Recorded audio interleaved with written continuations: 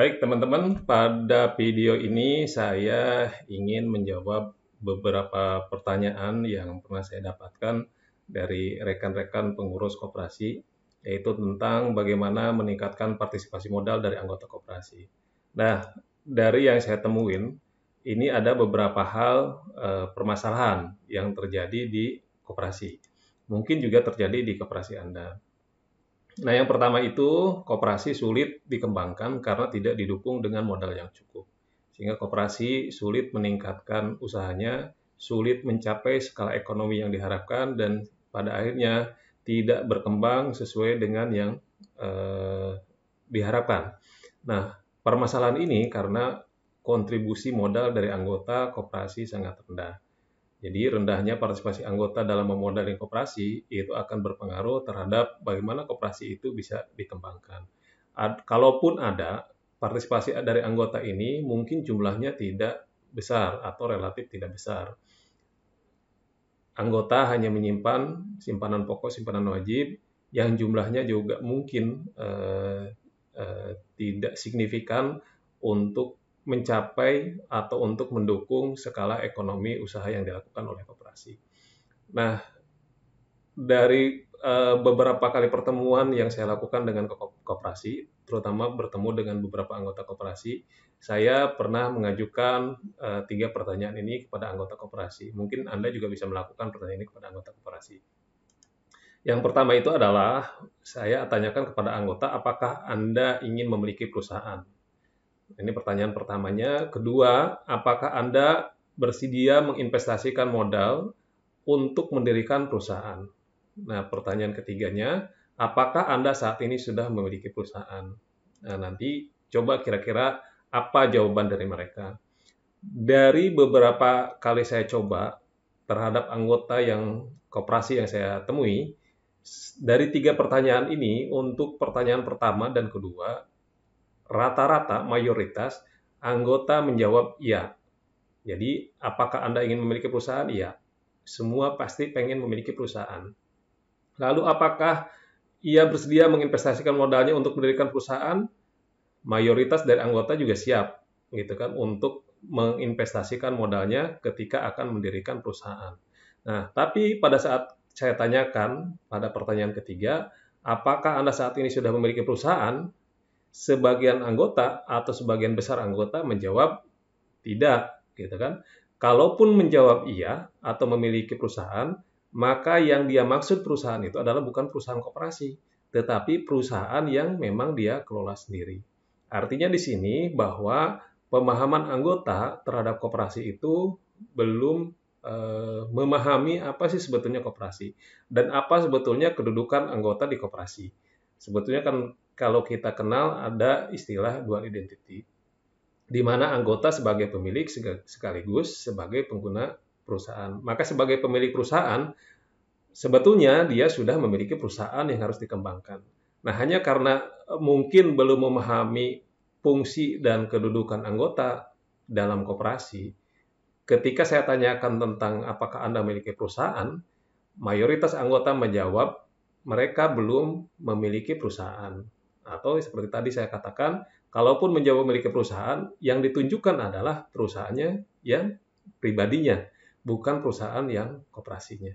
Nah, sehingga dari beberapa saya tes atau saya coba tanyakan hal ini, maka untuk meningkatkan partisipasi anggota itu, inilah mungkin solusi yang dapat saya berikan. Yang pertama itu, kita harus memberikan edukasi kepada anggota agar anggota dapat menyadari bahwa sesungguhnya ia telah memiliki perusahaan yaitu koperasi.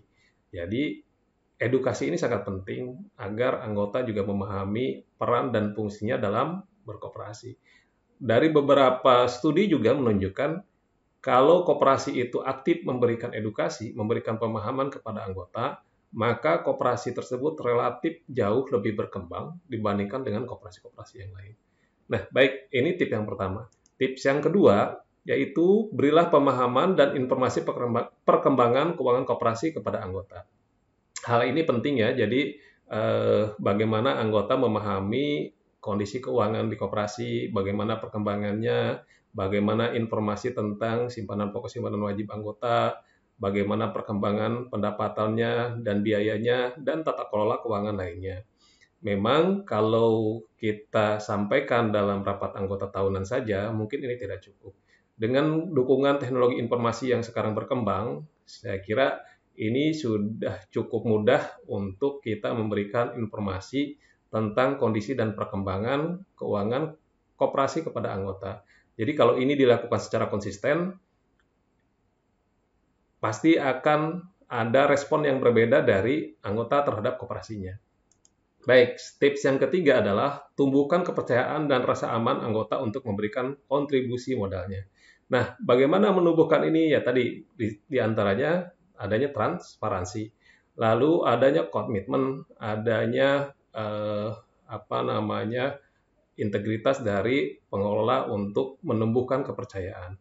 Nah, salah satu cara yang untuk menumbuhkan kepercayaan itu adalah bagaimana koperasi dapat menyajikan laporan keuangan yang akuntabel, dapat dipertanggungjawabkan. Kalau bisa, laporan keuangan itu disusun dalam format yang baku, format yang bisa dibaca oleh umum, dan kalau bisa dilakukan audit setiap tahunnya.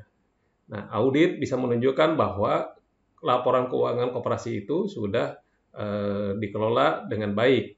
Karena nanti kan di audit pun ada masukan-masukan atau manajemen letter untuk perbaikan-perbaikan laporan keuangan. Hasil audit juga bisa menunjukkan kepercayaan terhadap publik ya. Jadi selain ke anggota juga ke publik. Nah, konsistensi dalam melakukan ini itu saya kira dari pengalaman yang sudah saya coba ini cukup berpengaruh terhadap bagaimana anggota mau berkontribusi terhadap koperasinya dalam memberikan modalnya. Artinya memang harus ada transparansi, harus ada kepercayaan, lalu dari kepercayaan ini juga akan tumbuh kalau memang kontribusi dari koperasi itu juga signifikan tumbuh atau juga bisa signifikan berkembang. Artinya misalkan dalam hal pelayanan, gitu kan, peningkatan pelayanannya, lalu pemberian manfaat berupa SHU. Kalau ini dirasakan oleh anggota, maka secara bertahap anggota juga akan merespon positif terhadap koperasinya. Yang jelas anggota itu pada umumnya belum menaruh kepercayaan yang penuh terhadap koperasi yang dikelola oleh pengurus dan pengawasnya. Sehingga anggota juga masih ragu-ragu untuk memberikan kontribusi modalnya di koperasi. Baik, itu saja mungkin yang bisa saya sarankan tips-tipsnya. Terima kasih atas perhatiannya. Kalau ada pendapat lain silakan tuliskan di komentar. Dan terima kasih juga sudah like, share, and subscribe. Sampai jumpa di video berikutnya.